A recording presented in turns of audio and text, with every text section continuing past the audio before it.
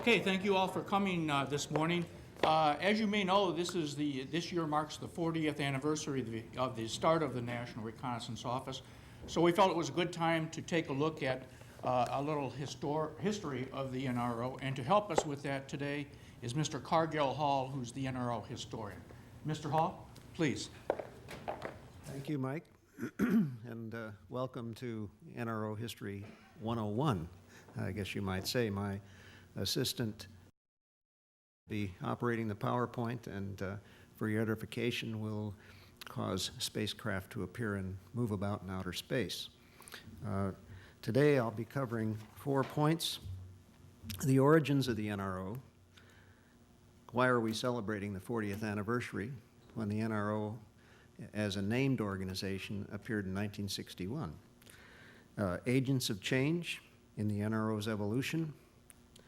We'll review the satellite systems, and finally consider some of the technical highlights that have marked the evolution of the NRP, the National Reconnaissance Program, and the NRO. Well, let's consider the origins. America, and I'm going to spend a few moments on this because I think it really is important to understand, especially for younger people. At the end of World War II, the United States, among the major powers, was essentially unaffected in terms of bomb damage and that sort of thing. It possessed the atomic bomb, and it really was the solitary power at that time. 10 years later, in 1955, American children were practicing duck and cover. People were nervous. Times had changed dramatically. And what transpired, of course, was the rise of communism. After the war, the eastern satellite states were taken. In 1949, the Soviet Union exploded an atomic device, well ahead of people's expectations. China fell to the communist forces of Mao Zedong in 1949, and in 1950, there was a surprise attack against South Korea that really caught everyone off guard and created enormous concern that that was a precursor of a war to follow in Europe in the beginning of the Third World War. And December 1950, in particular, I would rank as an equivalent moment in time like the Cuban Missile Crisis. It's not as well known, but that was right after the Chinese Communist forces entered North Korea, and President Truman did a number of things, and among them he authorized the first overflights of denied territory in peacetime and inaugurated the beginning of peacetime strategic reconnaissance.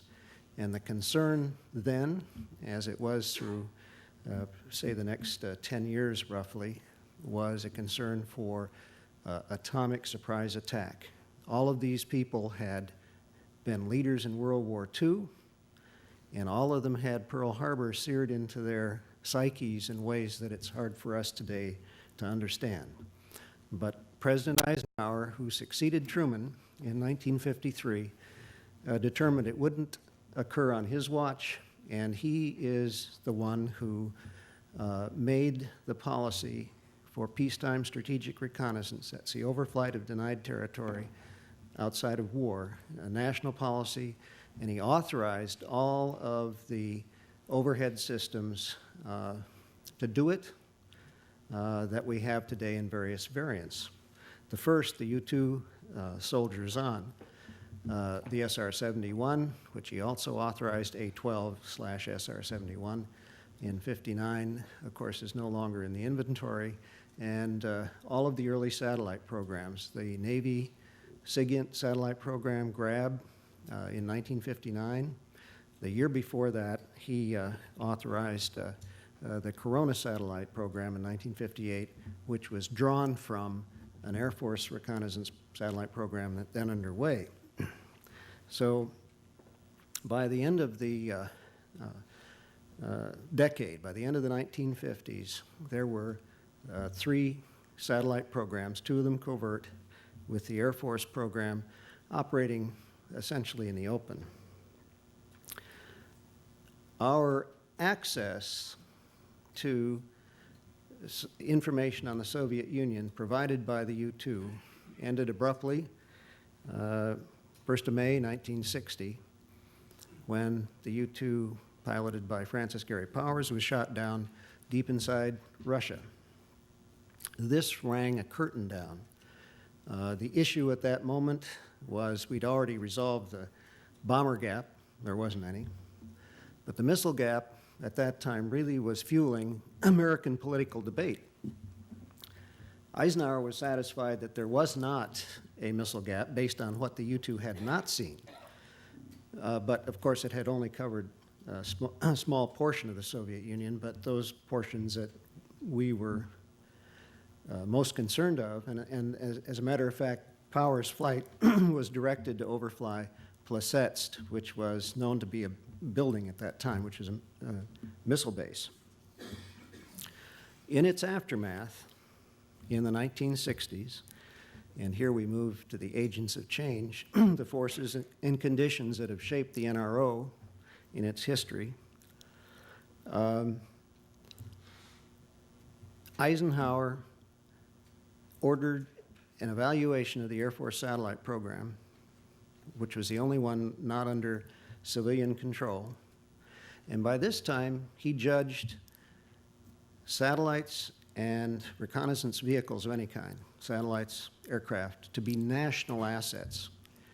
And he did not think they should be under the control of any single military service. As a former Supreme Allied Commander of the European theater in World War II, he knew the military, and he was not interested in having information presented that was favorably disposed to one side or another. He wanted a civilian entity in charge of it. 4 months after the U-2 was shot down in August 1960, the first Corona success occurred. The curtain was lifted. Let's look at that. In fact, you can see the very day that Powers was in the dock and sentenced to 10 years, the capsule came back. And at that time, the Discoverer Project was something that was represented as a biomedical research program. But this is the recovery sequence. You've seen the launch and ascent sequence. And incidentally, the film retrieved on that one mission was greater in amount than all of the pictures taken on the U-2 flights. There were 24 of those over the years. That same day, well, not that same day, but a week later, on the 25th of August, 1960, the President and the National Security Council considered plans for what was then the SAMOS project, which was the Air Force Reconnaissance Satellite, and determined to remove it from Air Force control and put it in a civilian office in the Department of Defense. And the person chosen to head up this new civilian office, which was called Office of Missile and Satellite Systems, MSS, was Joseph Cherick, who was the Undersecretary of the Air Force. And the Air Force officer in charge of the reconnaissance satellite program, SAMOS, on the West Coast then reported directly to Cherick, and Cherick reported not to the Air Force, but to the Secretary of Defense.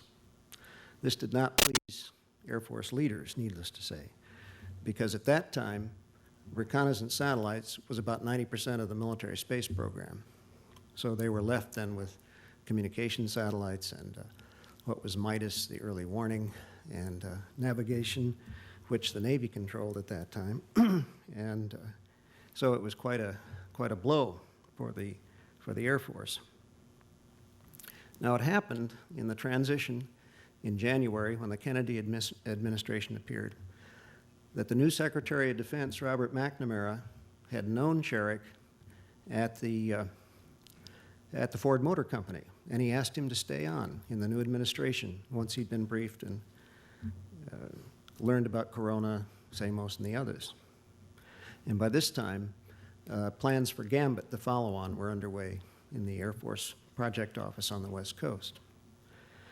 And they discussed this, and McNamara who incidentally will be attending or visiting the NRO in May, early May, to receive an award from Mr. Hall, decided that summer to pull together all of the covert and overt reconnaissance projects into one place, and he established the National Reconnaissance Program and the NRO on 6 September of '61. And into that, he then took the Air Force office that Cherrick led, since it was a civilian office. It was a DOD operation, however, and he moved Corona in there.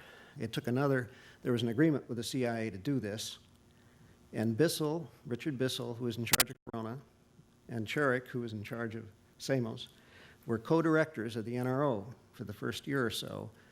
But Bissell almost immediately, within a few months, resigned, leaving Cherrick in charge. So another agreement was struck in '62. And in that agreement, Cherrick was named the sole director, and the Navy program, the GRAB, and by then Poppy, moved into the NRO. And a lot of people in the CIA weren't too happy because they didn't have a direct leading role. So in 1963, a third program was established, or a third agreement was established, and that made the deputy director at the NRO a CIA billet, and that's continued from that day to this. The last of our charters, and there was a lot of pushing and pulling during this period, especially between these programs, which by this time were identified as Program A was the Air Force satellite programs, Program B, the CIA programs, and Program C, the Navy programs. Well, finally, in the last agreement, and the current one under which we operate today, in 1965, the DOD and the CIA struck an agreement that allowed disagreements, I would say disputes, to be settled by an executive committee composed of the Undersecretary of Defense, the DCI, and the President's Science Advisor. So you had the DOD, the CIA, and the White House directly involved. If a new program was to begin, they would make the decision and they would assign it to whichever the programs they thought best qualified to do that.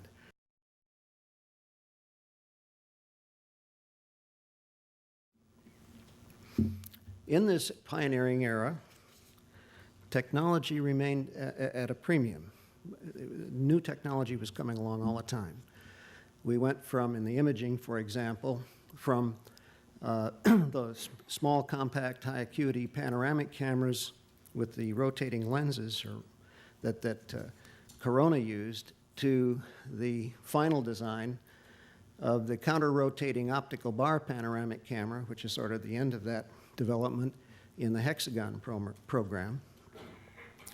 And throughout this time, the uses of this intelligence remained pointed on the strategic side. That is to say, we were concerned about surprise attack, indications and warning, where the forces, the military strategic forces were located, how many of them, and the like. And so this information was being provided essentially to the National Command authorities. There's a picture on the screen of one of Corona's early views of a Soviet missile base. Well, by the 1970s, things began to change. The SIGINT satellites, low-altitude SIGINT satellites that the Navy operated in the sea and the Air Force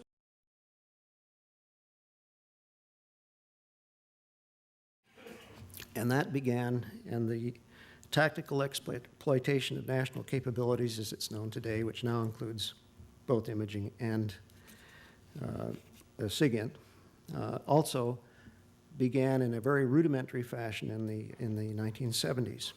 In the meantime, institutionally, the President Ford in this case, abolished the XCOM, which was in charge of making decisions on the NRO, and he put the DCI essentially in charge of the the budget for the NRP because the DCI, after all, was supposed to be the leader for all the intelligence community. But by doing so, and at the same time, I might add, President Nixon, just months previously, had eliminated the science advisor at the White House. So our link there disappeared. So the Undersecretary of Defense, who used to chair this, ceased to attend the XCOM at all, and the DCI that now worked this dealt primarily with what is today the C-cubed-I Assistant Secretary of Defense. They could decide things, but now it was a recommendation. And you had to have staff work done. And so decisions started taking longer to implement. And at the same time, Congress in the mid-70s looked at the Intelligence Committee with investigations, the Church and the Pike committees, as you'll recall, and came on, established new committees, the HIPSI and the SISI, so that where in the beginning we dealt with two committees in Congress and only with the chairman and the ranking minority person and maybe one staffer because it was exceedingly closely held information. Suddenly now we had more committees to deal with. Today there's 6, and you had lots of staffs involved. And Stansfield Turner was, was the one who perhaps most closely held control of the whole NFIT budget. By now, there is a recognized need for SIGINT and IMIT dissemination systems. The classification is a problem. We're stovepiped. We can't release Byman material to the outside world. But in 1981, we did the Joint Chiefs of Staff to move information to the warfighters and improve it. They did create the Defense Reconnaissance Support Program, and that position, a one-star billet, served both on the JCS and at the NRO.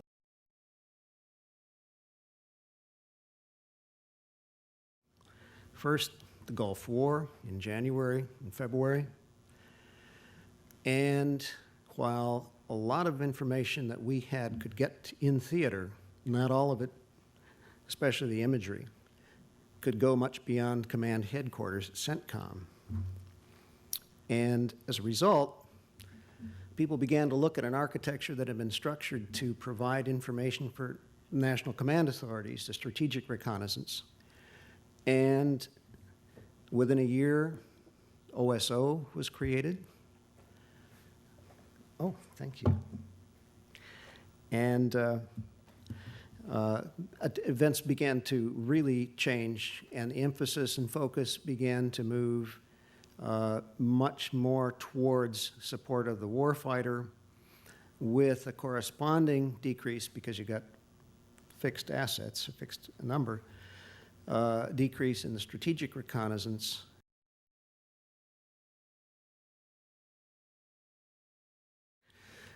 In the 1990s, the NRO was announced publicly in 92.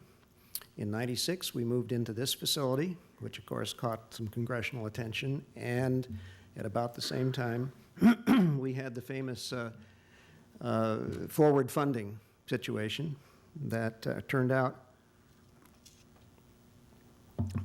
to be a real embarrassment, and it jeopardized our reputation with Congress, and I'm sure with the public as well, because what had happened was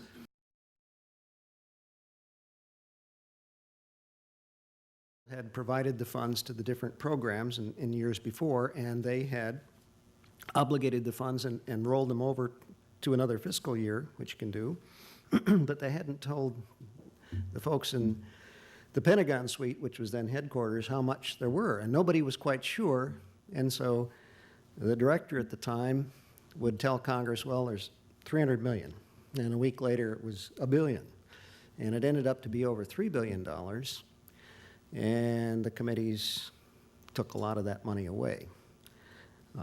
Some of it was quite justified. For example, an Atlas pad modification had been postponed and that kind of thing. And boosters had, but that didn't matter. So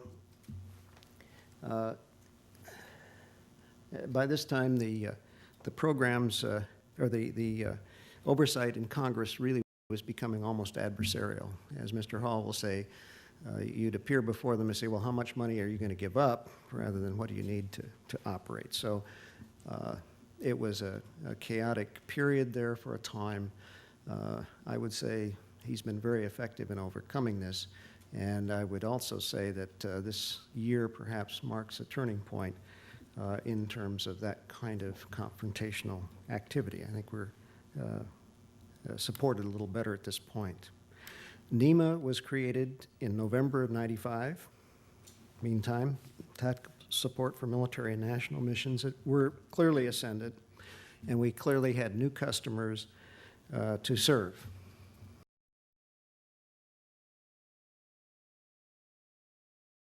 This was the end of the film recovery systems and film systems. It was probably the most complex vehicle ever to operate in space. The counter-rotating optical bars, I've forgotten the speed of the film going through these things, and that had to be changed over the time on the rollers and still reach these buckets at a given tension without brace. It's just a remarkable instrument. And it was both panoramic, so it was a combination almost of search and surveillance. I think its best resolution was around 2 feet, so it was a remarkable machine. And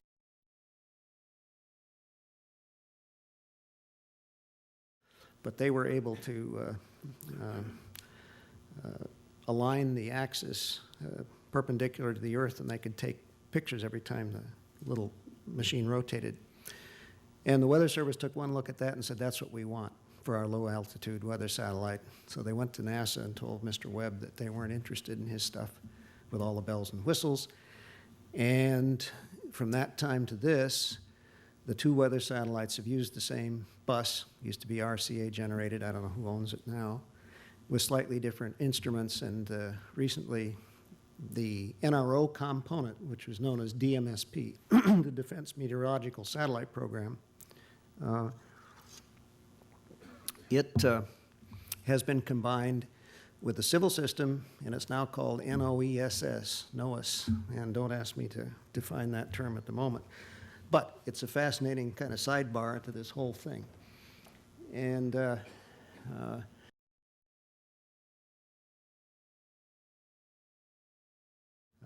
that you might have regarding the NRO and its life. Yes? You had a bullet on an earlier chart about commercial competition with the NRO, and I don't think you commented on it. Did you have some words that you wanted to say about that? Well, a commercial, I don't recall the particular bullet, although I wasn't following this absolutely closely. In imagery, of course, which is really the only commercial competition that we're looking at right now, and probably the only, it's not really competition to my view, and I don't think Mr. Hall views it that way either, because it really allows the NRO with finite assets to address other things, and the NEMA literally will buy a very large chunk of imagery from them. The difficulty, if you talk to the policy shop, is that we don't have a firm policy on it, so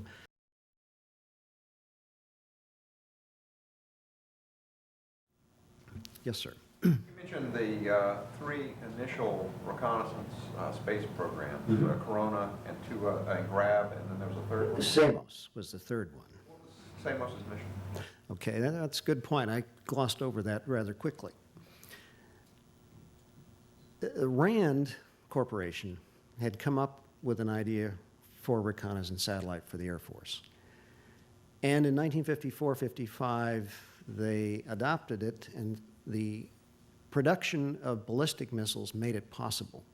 Before that time, to launch a reconnaissance satellite meant you had to create a launch vehicle. And then you were looking at astronomical sums, and everybody said, well, we can't justify that. But with the ballistic missile program, suddenly all things became possible. And there was a competition. The Air Force held a competition, which was won by Lockheed. RCA had, I've been told, had really a better proposal using a television satellite, which incidentally then was sold to the Army and became Tyros. But Lockheed won it, and that's where the Agena satellite came from, because that was the upper stage to launch it. And their payloads consisted of an imaging payload that would read out. It was near real-time readout, but it was developing a bimat film on board, scanning it electronically, and then radioing the images to Earth. Well, difficulty with this at that time was these low-altitude satellites would pass over the ground stations, which had to be in the US because nothing was encrypted. You had a 10-minute look, and you couldn't get enough, didn't have enough bandwidth. So the Air Force came up with a film recovery idea, which Eisenhower stripped away and then made into Corona and gave to an Air Force CIA team, or CIA led it, and the Air Force supplied the infrastructure and launched them and all the rest. The SAMOS also, well, it was known as 117L, Weapon System 117L, also had other components. It had an early warning infrared satellite that Lockheed had come up with, which today is the Defense Support Program / SBIRS. And there were some other elements. It was kind of an umbrella. And so when the near-time readout was canceled in the early 60s, Corona and its follow-ons took over. Now, a lot of people say,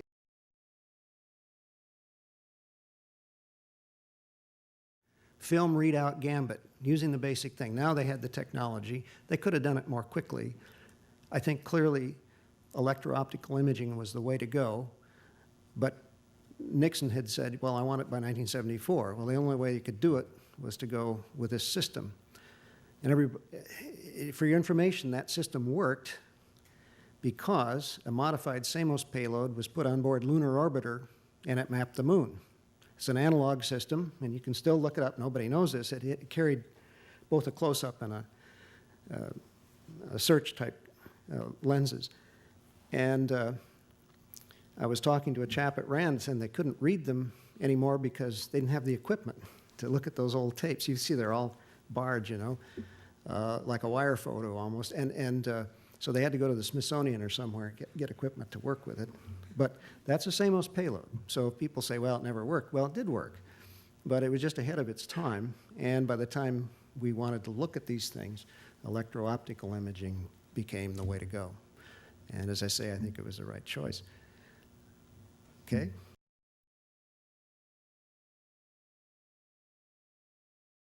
I just interviewed Henry Naki, who was the DDCI for George Bush, who was DCI then, not president. And he was there at the transition. And there's kind of a myth about that George Bush had declared it operational and given it to the new president, Jimmy Carter. Well, it turns out that that's not the case. Mr. Bush had already departed, and he'd left it to Naki and some others to do the transition. And they went down to Plains, Georgia, presented the photos. Carter was entranced with this. And he had them all come into a National Security Council meeting shortly thereafter, after he'd assumed office. This was in the transition period. And Naki remarked, he said, I remember his telling everybody to pay attention that this was the instrument that would allow us to go from arms control to arms reduction. And that's just an interesting, again, sidebar on that. But you hear different stories, and it's always a question of whether they're apocryphal or not, although in this case, Naki was present, and I don't doubt the authenticity of it. Yes, in the back. Could you comment on the manned orbiting laboratory? Certainly. This is a system that never flew. It was called Dorian KH-10. It had a fantastic camera, and the Air Force was interested in manned spaceflight. So this really generated outside Project A and came from the Air Force proper, but once approved and everything, and people started saying, well, what are we going to do with this laboratory in space? And we got to have a military mission for it. And reconnaissance was an obvious choice. So Program A became involved. The MOL was authorized in '64 with a first flight like in '68, or '69, '68. In 1969, it had now about tripled in price. John McLucas, a former DNRO, told me it was consuming about 25% of the Air Force research R&D budget, and it was still just as far away from a first flight. Now, the reason it was approved for reconnaissance at that time in '64, '65 was because its lifespan in orbit was to be a full month, 30 days. Now, the film recovery systems in that time were only a few days. They operated for maybe 6, 7 days max. By the time we canceled the MOL program, President Nixon, there was a pinch between the hexagon. It was consuming, this is the counter-rotating optical bar, and for funds, and MOL, plus the fact that the gambits and the follow-on programs were operating for a month at a time and more. So the justification for it had also kind of evaporated. There's wonderful stories about it. The first astronaut selected went out to the West Coast to talk to John Martin, who was the Program A director. And the story goes that they were very excited about this opportunity to be in space and to really wield these things. And they asked him, what do we do when the cameras go on? He said, hold your breath and don't move. Because again, for every action, there's a reaction in space. And that was another problem, stabilizing that platform with people moving around. So for a variety of reasons, it was canceled. And I might add that it spared the Air Force the agony that NASA has gone through. Because NASA, with Project Apollo, which really triggered Air Force interest, gee, where all the drama and is manned spaceflight. Apollo caused NASA to divide its operations between manned and unmanned flight. Well, guess who gets the lion's share of the budget? Space science, applications, and everything else is, as they say in Alabama, sucking hind tit. And it's been tough for them ever since. And if you look at what's going on with the space station today, it just is eating everything up. And like MOL, it's years late and many dollars over budget. Okay, any other questions? If not, one more. Thank you very much, Mr. Hall. All right. Thank you.